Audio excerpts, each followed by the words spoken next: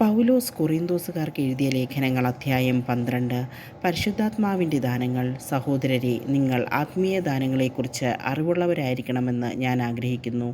നിങ്ങൾ വിജാതീയരായിരുന്നപ്പോൾ സംസാരശേഷിയില്ലാത്ത വിഗ്രഹങ്ങളുടെ അടുത്തേക്ക് അബദ്ധസഞ്ചാരം ചെയ്തിരുന്നത് ഓർക്കുന്നുണ്ടല്ലോ. ദൈവാത്മാവ് മുഖേന സംസാരിക്കുന്നവരാരും യേശു ശപിക്കപ്പെട്ടവനാണ് എന്ന് ഒരിക്കലും പറയുകയില്ലെന്നും യേശു കർത്താവാണ് എന്ന് പറയാൻ പരിശുദ്ധാത്മാവ് മുഖേനയല്ലാതെ ആർക്കും സാധിക്കുകയില്ലെന്നും നിങ്ങൾ ഗ്രഹിക്കണമെന്ന് ഞാൻ ആഗ്രഹിക്കുന്നു. ദാനങ്ങളിൽ വൈവിധ്യമുണ്ടെങ്കിലും ആത്മാവ് ഒന്നു തന്നെ. ശുശ്രൂഷകളിൽ വൈവിധ്യമുണ്ടെങ്കിലും കർത്താവ് ഒന്നു തന്നെ.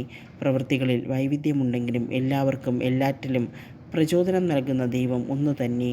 ഓരോരുത്തരിലും ആത്മാവ് വെളിപ്പെടുന്നത് പൊതുനന്മയ്ക്ക് വേണ്ടിയാണ്. ഒരേ ആത്മാവ് തന്നെ ഒരാൾക്ക് വിവേകത്തിൻ്റെ വചനവും മറ്റൊരാൾക്ക് ജ്ഞാനത്തിൻ്റെ വചനവും നൽകുന്നു. ഒരേ ആത്മാവ് തന്നെ ഒരുവന് വിശ്വാസവും വേറൊരുവന് രോഗശാന്തിക്കുള്ള വരവും നൽകുന്നു.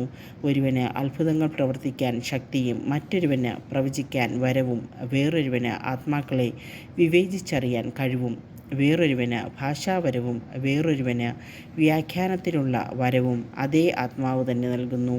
തൻ്റെ ഇച്ഛയ്ക്കൊത്ത് ഓരോരുത്തർക്കും പ്രത്യേക ദാനങ്ങൾ നൽകുന്ന ഒരേ ആത്മാവിൻ്റെ തന്നെ പ്രവൃത്തിയാണ് ഇതെല്ലാം. ഒരു ശരീരം, പല അവയവങ്ങൾ. ശരീരമൊന്നാണെങ്കിലും അതിൽ പല അവയവങ്ങളുണ്ട്. അവയവങ്ങൾ പലതെങ്കിലും അവയെല്ലാം ചേർന്ന് ഏക ശരീരമായിരിക്കുന്നു. അതുപോലെ തന്നെയാണ് ക്രിസ്തുവും. നമ്മളെല്ലാവരും ഒരേ ആത്മാവിൽ ഏക ശരീരമാകാൻ ജ്ഞാനസ്നാനമേറ്റു.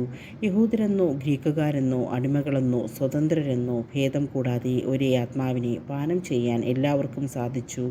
ഒരു അവയവമല്ല, പലത് ചേർന്നതാണ് ശരീരം. ഞാൻ കൈ അല്ലാത്തതിനാൽ ശരീരത്തിൻ്റെ ഭാഗമല്ല എന്ന് കാൽ പറഞ്ഞാൽ അത് ശരീരത്തിൻ്റെ ഭാഗമല്ലെന്ന് വരുമോ?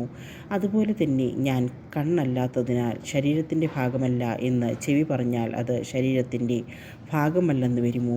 ശരീരം ഒരു കണ്ണ് മാത്രമായിരുന്നെങ്കിൽ ശ്രവണം സാധ്യമാകുന്നതെങ്ങനെ? ശരീരം ഒരു ചെവി മാത്രമായിരുന്നെങ്കിൽ ഘ്രാണം സാധ്യമാകുന്നതെങ്ങനെ? എന്നാൽ ദൈവം സ്വന്തം ഇഷ്ടമനുസരിച്ച് ഓരോ അവയവവും ശരീരത്തിൽ ക്രമപ്പെടുത്തിയിരിക്കുന്നു. എല്ലാം കൂടെ ഒരു അവയവമായിരുന്നെങ്കിൽ ശരീരം എവിടെയാകുമായിരുന്നു? ഇപ്പോഴാകട്ടെ പല അവയവങ്ങളും ഒരു ശരീരവുമാണുള്ളത്. കണ്ണിന് കൈയോട് എനിക്ക് നിന്നെക്കൊണ്ട് ആവശ്യമില്ല എന്നോ തലയ്ക്ക് കാലിനോട് എനിക്ക് നിന്നെക്കൊണ്ട് ഉപയോഗമില്ല എന്നോ പറയുക സാധ്യമല്ല. നേരെ മറിച്ച് ദുർബലങ്ങളെന്ന് കരുതപ്പെടുന്ന അവയവങ്ങളാണ് കൂടുതൽ ആവശ്യമായിരിക്കുന്നത്. മാന്യങ്ങളല്ലെന്ന് കരുതപ്പെടുന്ന അവയവങ്ങൾക്ക് നമ്മൾ കൂടുതൽ മാന്യത കൽപ്പിക്കുകയും ഭംഗി കുറഞ്ഞവയെന്ന് കരുതപ്പെടുന്നവയെ കൂടുതൽ അലങ്കരിക്കുകയും ചെയ്യുന്നു. ഭംഗിയുള്ള അവയവങ്ങൾക്ക് ഇവയൊന്നും ആവശ്യമില്ല. ദൈവമാകട്ടെ അപ്രധാനങ്ങളായ അവയവങ്ങൾക്ക് കൂടുതൽ പ്രാധാന്യം ലഭിക്കത്തക്ക വിധം ശരീരം സംവിധാനം ചെയ്തിരിക്കുന്നു. അത് ശരീരത്തിൽ ഭിന്നിപ്പുണ്ടാകാതെ അവയവങ്ങൾ പരസ്പരം തുല്യശ്രദ്ധയോടെ വർത്തിക്കേണ്ടതിന് തന്നെ. ഒരു അവയവം വേദന അനുഭവിക്കുമ്പോൾ എല്ലാ അവയവങ്ങളും വേദന അനുഭവിക്കുന്നു. ഒരു അവയവം പ്രശംസിക്കപ്പെടുമ്പോൾ എല്ലാ അവയവങ്ങളും സന്തോഷിക്കുന്നു. നിങ്ങൾ ക്രിസ്തുവിൻ്റെ ശരീരവും ഓരോരുത്തരും അതിലെ അവയവങ്ങളുമാണ്. ദൈവം സഭയിൽ ഒന്നാമത് അപ്പോസ്തലന്മാരെയും രണ്ടാമത് പ്രവാചകന്മാരെയും മൂന്നാമത് പ്രബോധകരെയും തുടർന്ന് അത്ഭുത പ്രവർത്തകർ, രോഗശാന്തി നൽകുന്നവർ, സഹായകർ, ഭരണകർത്താക്കൾ, വിവിധ ഭാഷകളിൽ സംസാരിക്കുന്നവർ എന്നിവരെയും നിയമിച്ചിരിക്കുന്നു. എല്ലാവരും അപ്പോസ്തലരോ? എല്ലാവരും പ്രവാചകരോ? എല്ലാവരും പ്രബോധകരോ? എല്ലാവരും അത്ഭുത പ്രവർത്തകരോ? എല്ലാവർക്കും രോഗശാന്തിക്കുള്ള വരങ്ങളുണ്ടോ? എല്ലാവരും വിവിധ ഭാഷകളിൽ സംസാരിക്കുന്നുണ്ടോ? എല്ലാവരും വ്യാഖ്യാനിക്കുന്നുണ്ടോ? എന്നാൽ ഉത്കൃഷ്ടദാനങ്ങൾക്ക് വേണ്ടി തീക്ഷ്ണമായി അഭിലഷിക്കുവിൻ. ഉത്തമമായ മാർഗം ഞാൻ നിങ്ങൾക്ക് കാണിച്ചു തരാം.